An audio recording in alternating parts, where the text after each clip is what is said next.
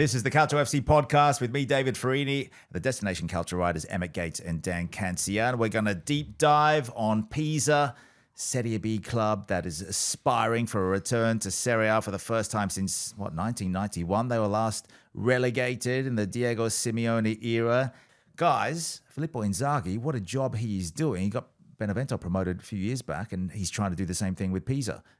When it comes to the Inzaghi brothers, Pippo was the better footballer, but we've seen that Simone... Oh, come on. Simone scored 4 in a game in the Champions League, didn't he? For Lazio back in the day. But yeah, on that one game, yeah. When you're judging careers, Pippo did just sticking up for you, Simone, in case you're watching. Yeah. But I do think as a coach, Simone has demonstrated that he is better than Pippo. Yet, what Pippo was doing this season with Pisa, I think, is exceeding expectations. I think if you had asked the three of us at the beginning of the season, who do you see in the top 2 or top 3 positions, I don't think any of us would have nominated Pisa to be up there, especially at this point in the season. So he's doing a fantastic job, and he's got them playing decent football. You know, they've goals from everywhere, and you've Nicolas Tramone, who's doing very well, Alexander Lind, I should say, yeah. not to be confused. Not to be confused with Christopher Lund, which we've done an interview with him for exactly. I'll plug that one right now. Dan and I went down to Sicily for that one. Go on. Exactly. And yeah, I mean, we're more than halfway through the season, and we are looking like Pisa could be back in the top flight for the first time in 34 years. And yeah, it's great what Pippo is doing in Pisa, and he's showing that Simone isn't just the only managerial great in the family. Yeah, there's some other names there. Piccinini. We've also got Stefano Moreo, who's an unsung hero there. At the back, of course, it all starts at the back in Italian football, especially in Serie B, the most competitive league in the world that you can see live 3 games every week on DCTV.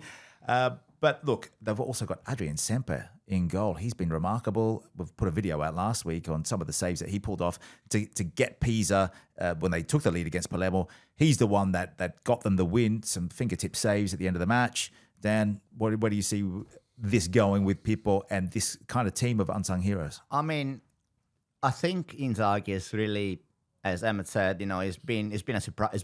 I wouldn't go as far as saying a revelation, but it's been a surprise. He took Benevento up, then things didn't quite work out for him in Serie A. So I guess the next question is that, if he takes Pisa up, is it going to work for him in Serie A? Because there's a lot of managers, not just in Italy, but in England as well. They are fantastic at bringing a team up, winning promotion, but then things never seem quite to work out for them. But I mean, as far as this season is concerned, he's been superb. They finished 13th last season. He comes in the summer and he's been, really leaning. See what I've done here? Leaning into. Sorry, I had to get it. We should mention that Pisa had a player called Torre Grossa as well. Well, there you go. I mean, Big Tower. The big towers. Anyway, Yeah. sorry. I think the thing that has been by far the best achievement this season for Inzaghi is that he has devised a system really quickly. At the start of the season, it was all about, being a sort of, counter-attacking football, quick passing and getting the team up and running. And I think that has put a lot of other teams on the back foot because they obviously thought they may see a different Pisa, a bit more defensive. And, they don't play sparkling football that the Swallows do. But as you said, they've got calls coming from everywhere. They've got the second best attack in the season in Serie B. And I think... And the second best defense. Second best defense, yeah. And I think to Inzaghi's credit, when other teams started figuring them out, they went through a blip at the end of November, early December, and you thought, is this them done for the season? Have they been figured out? But, within a couple of games, he's turned things around again, and, they're up and running again.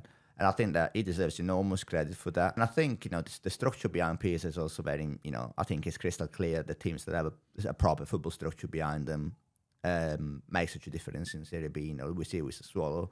We are seeing it with Pisa. They've got big plans of, going up again. And, just, I think Inzaghi is probably going to have faced big challenges if they go up in terms of players, potentially moving on. But they're well set.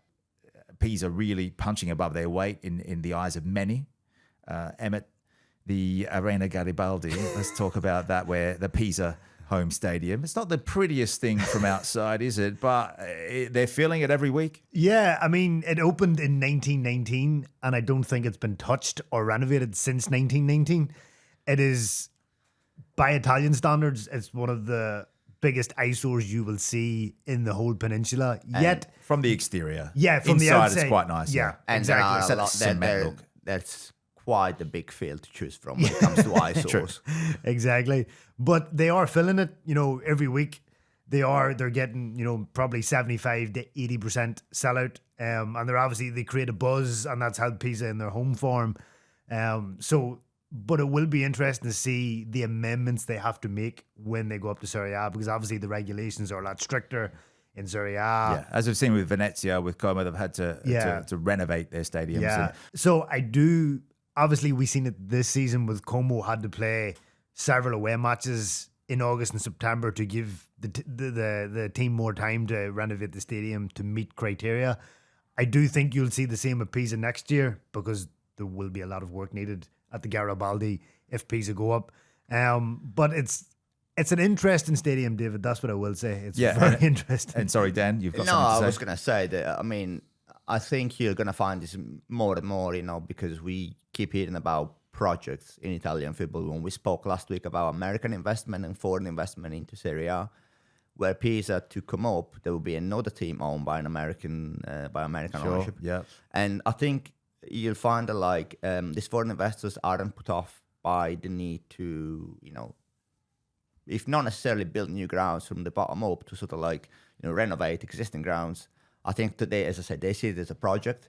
They see it as a way of broadening sort of the access and the appeal of the football club, not just to the local community, but perhaps to, I would not necessarily tourists, but, perhaps people who are not necessarily in the calcio sphere as of now. And, Como have done it. And Pisa is right up the list of tourist destination in Italy, I would assume. Massively, because Tuscany is a great Exactly. region for Yeah. football, which we'll get to in a second. Just want to mention who the Pisa owner is, Alexander Nasta, worth a couple of billion. According to Forbes, perhaps that's a big part of the reason why Pisa can push. We saw them nearly do it. They went out against Monza in the Serie B playoff final, which we'll be bringing you later in the season on the DCTV app. So Pisa nearly did it. The last time they were in Serie A, the Diego Simeone era and the Heinrich Larsen era, as we were talking about off air before, guys, the glory days may be coming back for Pisa. What do you think? Yeah, I mean, the form that they're showing, obviously under Pippo this season, they're only a couple of points behind Sassuolo in the race for promotion, and I don't see Pisa falling away, to be honest. I think that they've stayed the course this far. I don't see them dropping off. Let's hope that they can get back. Good luck to them. Tuscany is a football region down the road from Pisa. Is Carrara, which we've been to. If you haven't seen that, we went to Carrarese Cittadella, a 3-0 win for the home side. The really small stadium there, which I think we've got the stadium guide up on the website as well. I think calling it a stadium is a bit generous. Training ground that for Serie C standards, they've just been promoted from Serie C. You do feel like Tuscany need another team in Serie A, though, because we went from having the likes of Fiorentina, Empoli, Siena, Livorno. Yeah. And now we've only Fiorentina. Yeah, actually, we should say the Pisa going up. The reaction in Livorno if Pisa went up. I can think of very few football rivalries as intense as that between Pisa and Livorno. It's like Celtic Rangers translated on in Tuscany. I think they people in Livorno say that they would rather have a serious issue in the family than have someone from Pisa on their doorstep. So make sure, if you want to visit Pisa, get there. Great place, Tuscany, footballing paradise, let's say. Let's hope that they get another team in Serie A. Go and watch all the Pisa highlights and full match replays on the DCTV app.